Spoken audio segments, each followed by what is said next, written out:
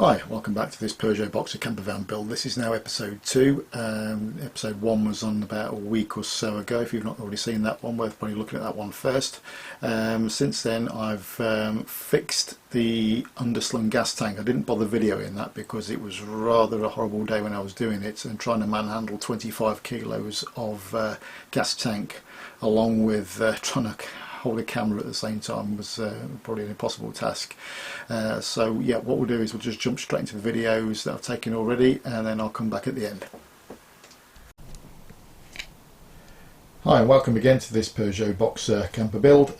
Just a very short one at the moment. I've just laid the lino down. It's got it sort of cut more or less where I want it.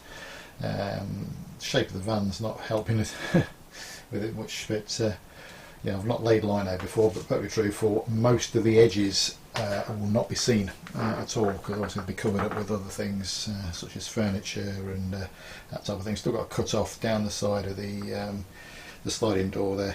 Actually just kicks back a little bit, but I'm just leaving that now until I've glued it down.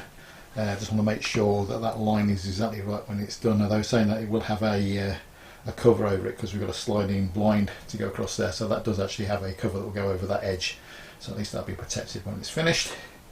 But yeah, let's have a bit of a clear up now, and then I'll start gluing it down. But yeah, that's where we are. Cheers now. Right, here we have it. The floor is out all down, trimmed all around the where the sliding door is there. As I said earlier on, there will be a trim to go along there, and also there's going to be a trim to fit along the back door as well. Where there's a little step up there, just obviously protect the lino when getting in and out of the van. So just get it all cut in there now, all stuck down. Tie the wires out of the way. Sorry, not the cable, the pipework out of the way, just to help keep things a bit tidier in here. But yeah, I've got a trim to sort of go along the back there. To stop obviously the liner getting hooked up. Get a bit of tidying up just to fit that little hole down there. That's actually an outlet for my gas barbecue. And then again we've got the pipework and the cable just tied up out of the way there. So yeah, that's where we are for now.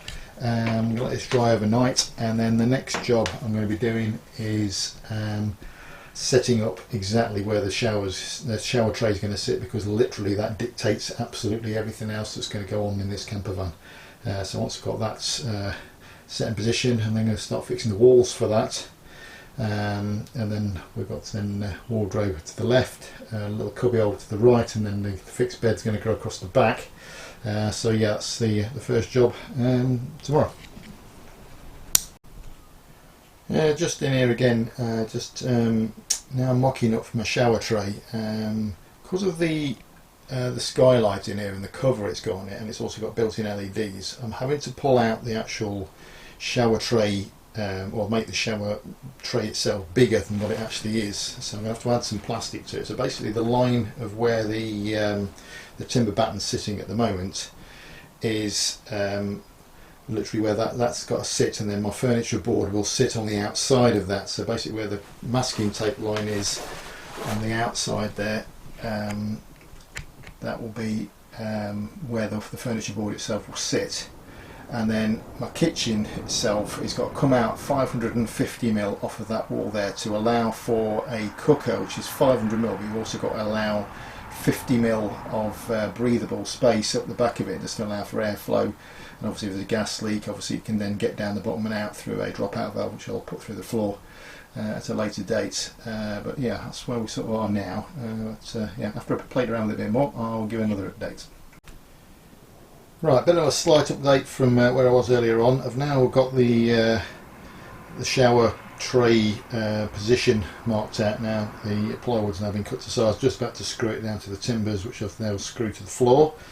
I've got lovely access points right the way through the underside of the shower tray itself, so I can run all my services, my hot and cold water supply, electric, the blown air heating for the trimmer unit as well. So that's really chuffed with the way that looks like it's going to turn out. Slightly changed my mind on how I'm going to do the outlets for the waste of the shower itself. It's got two waste outlets on it. Originally I was going to sort of take it down underneath the plywood that's there, but perfect freefall, there's not a lot of space there, so what they're going to do now, they're going to come out backwards out of down here towards where the level in the screw box is at the moment, and out through the floor down there, and then locate the underslung waste tank from that direction, which I think will make life a lot easier for me to do that. Plus as well, if they ever leaks in the future, I'm going to make sure I've got access points, get my hand underneath there, that should there be an issue I can get to them and deal with it. So yeah, that's where we're at the moment. Right, so what I've just been doing now is I've marked the holes through the shower tray for the waste outlet, and also then made some bigger holes then through the plywood.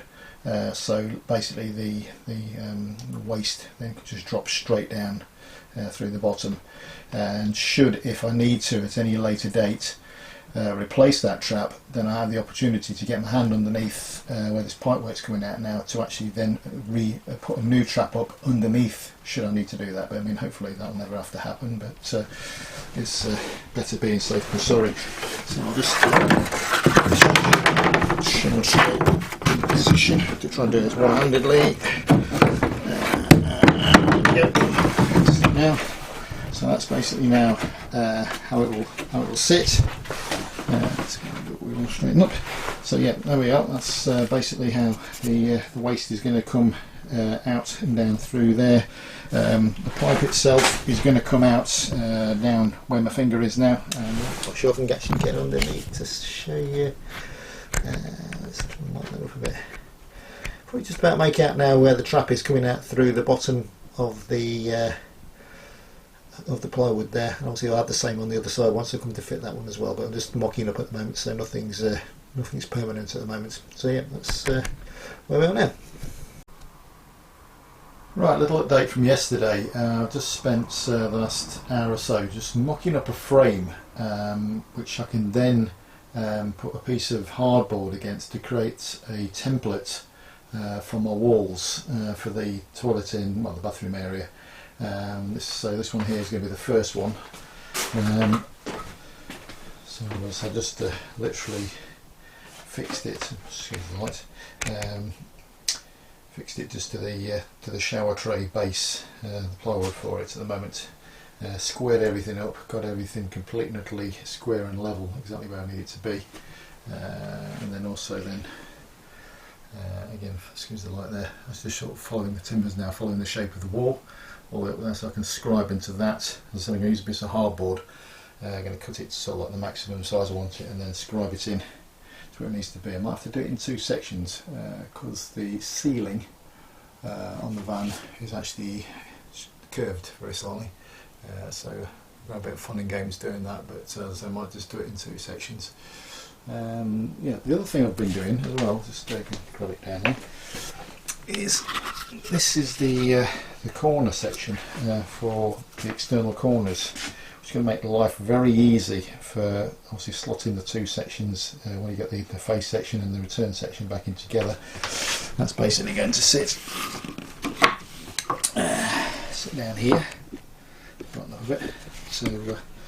So yeah, so basically the board slides in from both directions from there and into there. Just excuse the brackets of that. That's just obviously just to hold this piece of timber in place, just so obviously it was all nice and square from the template. But yeah, looking forward to getting that in. That's going to really finish the external corners off of everywhere. So the bathroom area will have it. The wardrobe area, all the kitchen units will have all this on the corner section, just to make it get away from the sharp angles. But also put it on top here as well, up to the ceiling. That's going to look really nice again when it finishes up against the ceiling on the external corner there. So yeah, that's hopefully during the next week or so,